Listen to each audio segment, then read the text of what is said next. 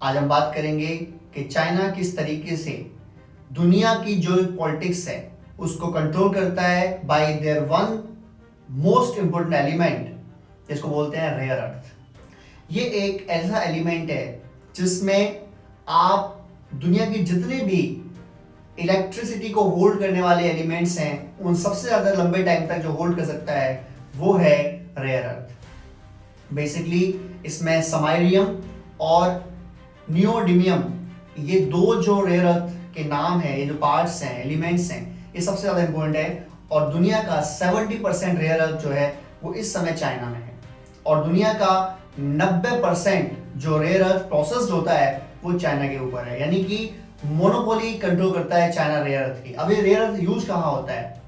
Computers में, chips में, hard disk में, यहाँ तक कि इंजन के टरबाइंस में, फाइटर प्लेन्स में, यानी हर जगह जो बहुत इंपॉर्टेंट चीज हैं वहां पर रेयर अर्थ का इस्तेमाल होता है। तो जब भी चाइना को दिल करता है वो चूड़ी कस देता है रेयर अर्थ के नाम पर। अभी उन्होंने कुछ दिन पहले नल बंद कर दिया था रेयर अर्थ का अमेरिका के लिए, जब यूएस के पंगे हुए थे ना। आपको याद है यूएस ने बोला था कि 500% टैरिफ लगा देंगे हम चाइना के ऊपर, और कुछ दिन वो चली थी लड़ाई ट्रम्प और जिनपिंग की।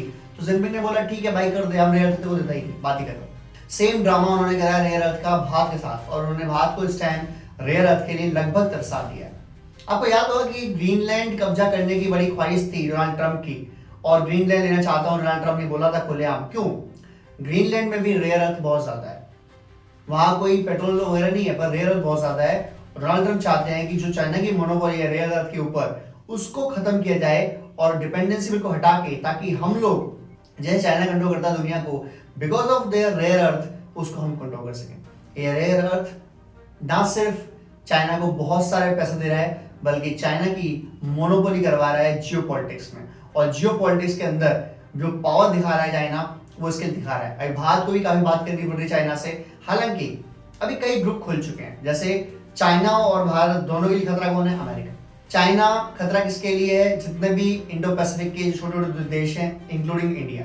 तो इस तरीके से जियोपॉलिटिक्स में ना कोई परमानेंट दोस्त है ना कोई परमानेंट दुश्मन है, यहाँ इसकी नीड है वहां उसकी नीड है। अभी क्वेड नहीं बोला है, क्वेड जिसमें यूएस, इंडिया, ऑस्ट्रेलिया और जापान, ये 4 कंट्रीज हैं जो बेसिकली सेंटर बनाया गया था चाइना के खिलाफ बनाया गया है। उन्होंने बोला कि चाइना जो रेयर अर्थ का इस्तेमाल कर रहा है अपने आसपास के देशों को कंट्रोल करने के लिए, उन पर प्रेशर बनाने के लिए, ये बिल्कुल गलत है।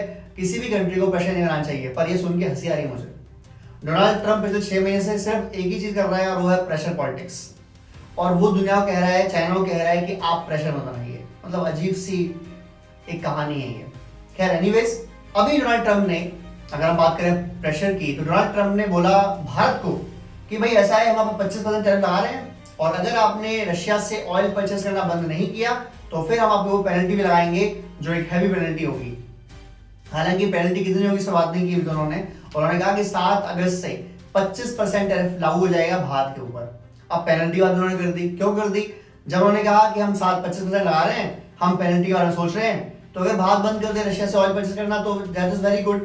पहली बात तो ये कि भारत ने बोला कि भाई ऐसी बात है, आपने दुनिया के कई सारी कंट्रीज को, कई सारे जो मार्केट है ऑयल के जो बेच सकते हैं, आपने उन्हें बंद कर रखा है। वेनेजुएला उनमें से एक है, ईरान उनमें से एक है, रशिया भी उनमें से एक है। अब आप कह रहे हो 3 जगह से आप ऑयल मत लीजिए, हमसे लीजिए। ठीक है भाई, तेरे से ले लेते हैं, हमें कोई दिक्कत नहीं है, बट क्या रेट दे हुए? तो रेट ज्यादा नहीं है हमारी, रेट रशिया की जो रेट थी उससे डबल दे दो। मतलब ऐसा कौन करेगा यार? मतलब आप चाहते हो कि हमसे माल परचेस करें और आप माल का प्राइस चाहते हो कि डबल भी हम देंगे? ऐसे नहीं चलता है, इतना प्रेशर नहीं हो सकता है। तो भारत ने साफ बोल दिया, भारत के विदेश मंत्रालय ने बोल दिया कि हमारा जो रिलेशन है रशिया से वो किसी और कंट्री के दबाव में आके चेंज नहीं होगा। जो हमारा रिलेशन है हमारा रिलेशन वही रहेगा and we will deal with it like that only.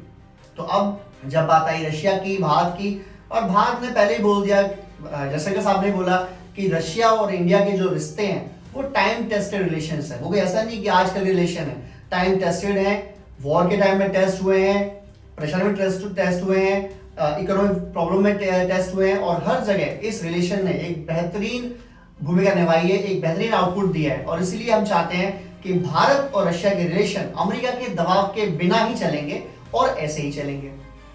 तीसरी बात, ट्रम्प कह रहे हैं हम आपको पेनल्टी लगा देंगे। लगा दो यार, किसने रोका है? ट्रम्प चाहते हैं कि रशिया का जो बिजनेस है उसे वो खा लें। क्या बिजनेस है भारत के पास?